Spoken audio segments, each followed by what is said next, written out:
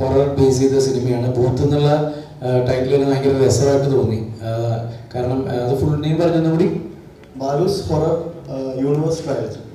അതെ, അത് എനിക്ക് പറയാൻ പറ്റാത്തതുകൊണ്ടാണ് ബാലൂരി കൂടി എന്നെ പറയിപ്പിച്ചത്.